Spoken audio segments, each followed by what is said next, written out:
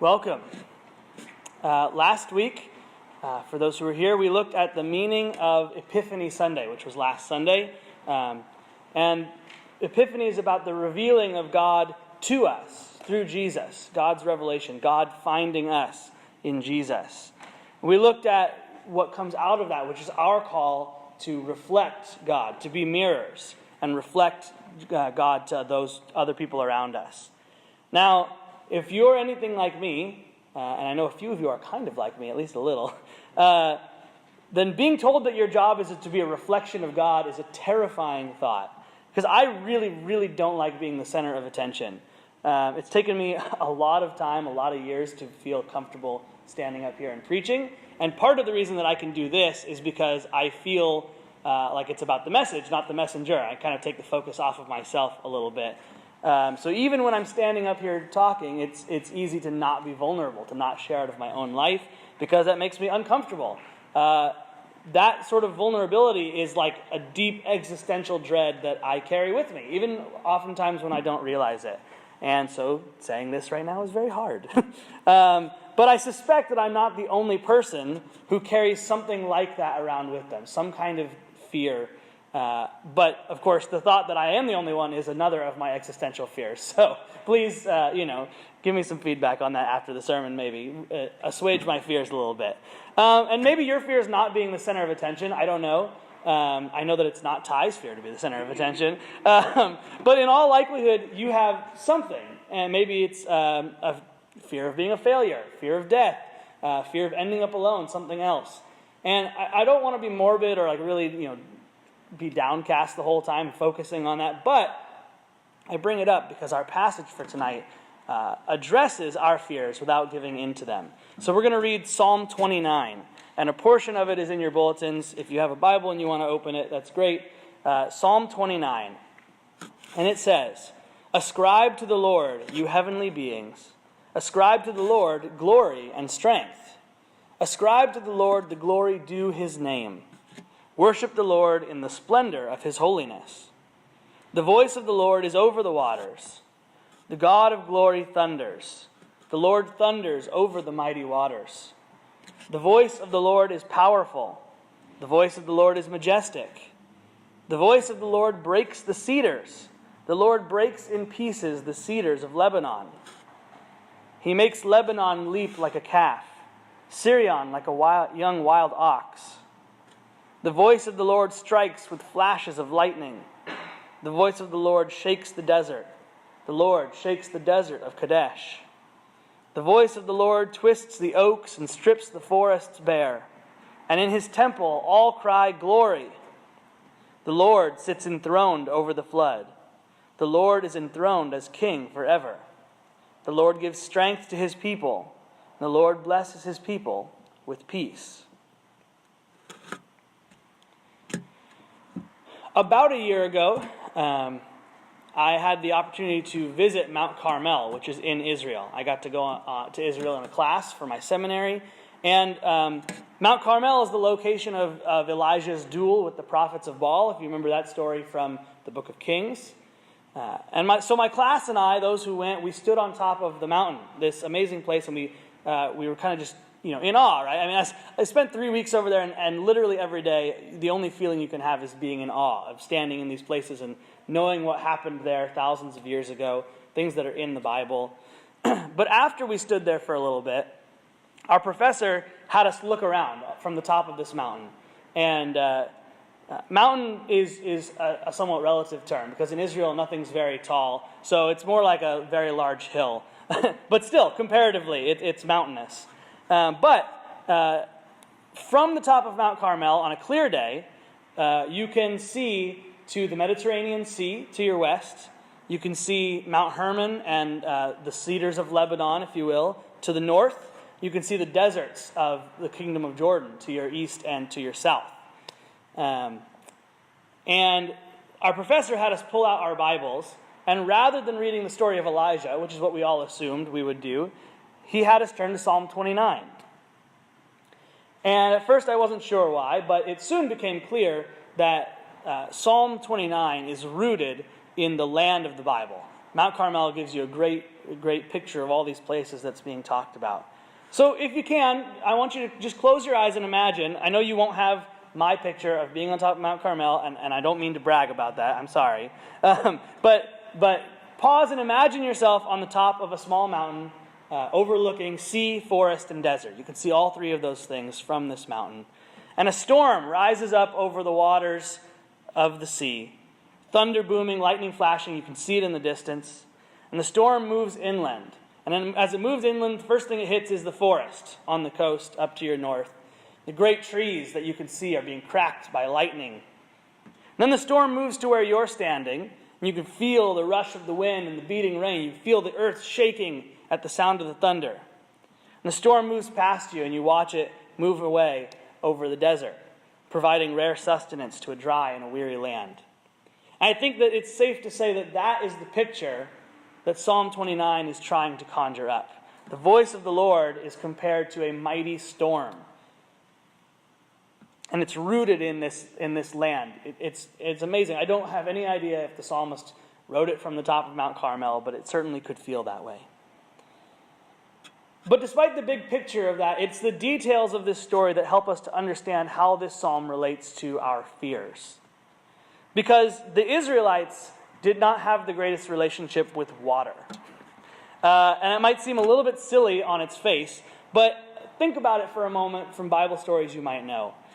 Israel is situated right on the Mediterranean Sea, but they hardly did any exploring that we know of. When big bodies of water show up in the Bible, it's almost always a bad thing. There's the flood that from the very beginning, Noah building the ark to escape. There's Jonah trying to escape God, running away onto the Mediterranean Sea, getting into a storm, getting swallowed by a big fish. Anytime the disciples go sailing on the Sea of Galilee, it seems like there's a storm always cropping up every time.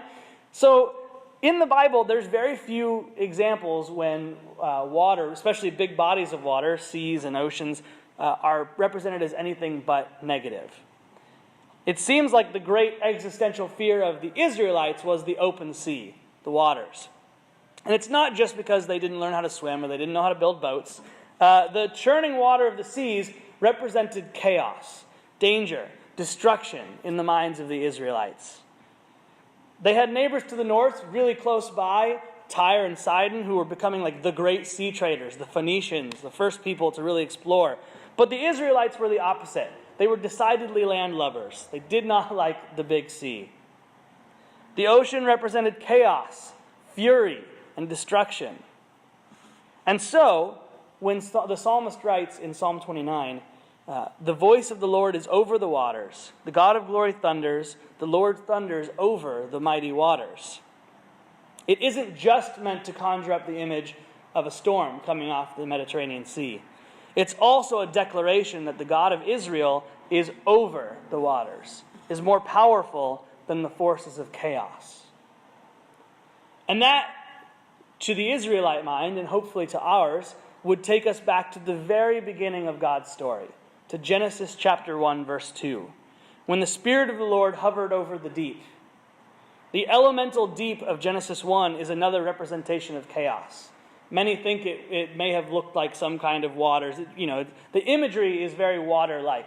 This chaos, this deep that the Spirit is hovering over is like a raging sea.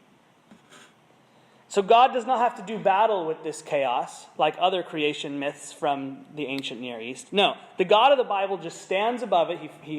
The Spirit of the Lord is above the waters and speaks, and the world comes into being. Chaos is turned into order. And Psalm 29 gives us a similar picture of a God who stands above all of those elemental forces of chaos and destruction. Psalm 29 begins by commanding the heavenly beings to ascribe glory and honor and strength to God. So even from the very first line of this psalm, we're being told that our God is more powerful than any other force that we can imagine. Even the other heavenly beings, angels or demons or whatever else, are all being told to worship God. Obviously, this means that we are also called to ascribe glory and worship to God. The psalmist is saying that the God that he's about to describe, the God whose voice is like thunder and lightning, must be worshipped. We have no other choice. The Lord is due the glory that we're going to give to him. It's the Lord's right. It's what God deserves. And after making that bold claim, the psalmist sets about backing it up, showing us why the Lord merits that kind of glory and praise. The psalmist says that the voice of the Lord is powerful and majestic, that with his voice the Lord breaks the mighty cedars of Lebanon, which were famously tall, sturdy trees. The Lord makes mountains like Lebanon and Syrian jump like young animals. The Lord is like a mighty raging storm, a storm whose power we can feel in the shaking earth. Now, I don't know about you, but the mighty raging storm doesn't sound too much less like chaos than the choppy seas of the chaos. And yet, there's a crucial difference in that the Lord is a good king and is not out to cause chaos and destruction. C.S. Lewis has a beautiful moment in The Lion, the Witch, and the Wardrobe, which was the first book of the Chronicles of Narnia, that speaks to the same quality of God as the author of Psalm 29 is speaking about. So if anybody's unfamiliar with the story, in The Lion, the Witch, and the Wardrobe, you have 4 children. They go through a magical wardrobe. They end up in the land of Narnia. And in the land of Narnia, there's an evil queen who's kept the land in perpetual winter but never Christmas for years and years. And the children meet several forest creatures who can all talk. Mr. Tumnus, who's a fawn, a family of beavers, others. And these characters are going to take the 4 children to meet Aslan, who's the most powerful figure in this story. And the children are told quickly that Aslan is a lion. And they begin to worry that it might be dangerous to meet a lion. So one of the children asks if Aslan is safe. And Mr. Beaver, who's taking them to Aslan, responds with, "Safe? Who said anything about safe? Of course he isn't safe, but he's good. He's the king, I tell you." And I think there's no better illustration of the picture of God that we get in Psalm 29. Of course God isn't safe. The Lord is like a raging storm. The voice of the Lord shatters trees and twists the oaks. One look at the Old Testament reveals that God can be dangerous. We have the high priests who tied ropes to themselves when they would go into the Holy of Holies in the temple once a year, in case they weren't pure enough and they dropped dead on the spot just by entering the Holy of Holies. The Lord can be dangerous, and yet the Lord is good, and our God is king over everything. And so in verse 10 of the psalm, the psalmist writes that the Lord sits enthroned over the flood. God is king over the chaos. There is no need for the Israelites to fear the flood, the raging seas, because their God is king over that flood. He's king forever. Not only has the Lord defeated chaos, but this king gives strength to his people and blesses them with peace. And so here at the end of the psalm comes a promise of shalom, peace and wholeness for those who accept God as their king. Shalom is a very important theological word in Hebrew. It symbolizes not just inner peace, but a sense of safety, a sense of wholeness. When we have shalom, our inner fears that bring us anxiety and stress are replaced by trust in the God who speaks and sees obey. Psalm 29 promises us that the fear of chaos has been replaced by the powerful shalom of God. We can reveal our fears and our anxieties and our heavy burdens to the King and know that God is more powerful than those things. And though this psalm is just one allegory, just one picture of God, we have proof that God is more powerful than our fears in Jesus Christ. Over and over again, Psalm 29 refers not just to the Lord, but more specifically to the voice of the Lord, which is a picture of the thunder, but also we might call the voice of the Lord the Word of God. And like the Word in Genesis and the voice of God in Psalm 29, Jesus, who is also called the Word of God, is more powerful than the deep seas of chaos. Pretty early on, Jesus proves his divinity to his disciples by when they're caught in a storm on the sea, and all he has to do is speak, and the wind and waves obey him. When the angels announce the birth of Jesus at the very beginning to the shepherds, they say "Glory to God in the highest heaven, and on earth peace to those on whom his favor rests." Just like Psalm 29, the angels know that God deserves glory and that God brings shalom, the two great elements of Psalm 29. In the person of Jesus, in the revelation of God, like we talked about last week, we learn what true glory and true peace look like. Thanks to Jesus, thanks to his death and his resurrection, his overcoming of death, we can approach this mighty King, this dangerous yet loving God, and know that our fears will be defeated, that the Lord is king over the chaos and the fear of our lives. And so even though I dread being the center of attention, I'm able to stand and deliver these sermons because I trust in the God who gives me peace.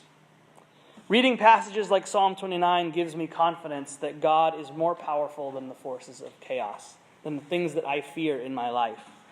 And chaos and fear probably look different for each one of us. But the answer, whatever those things are, whatever we're afraid of, whatever is causing chaos, the answer remains the same every time. To take just one example, I know that there are several of us in this room who are in the midst of moving or preparing to move or preparing to get into the next stage of life in that way. And that's a really stressful, chaotic thing. Your whole life is being upended. And it's a really minor thing compared to some of the things that we can be afraid of, some of the things that can cause us stress. And yet, it can often be one of the most stressful things. But we can have shalom, we can have peace in the midst of that, in the midst of our anxieties or whatever is causing us fear. And we can do that by opening our hearts, by revealing our fears and our anxieties to God, and letting God show us his strength in those things. And so let us worship God, ascribing glory and strength to the one who brings us peace in the midst of our chaos. And now let's join together in prayer with one another.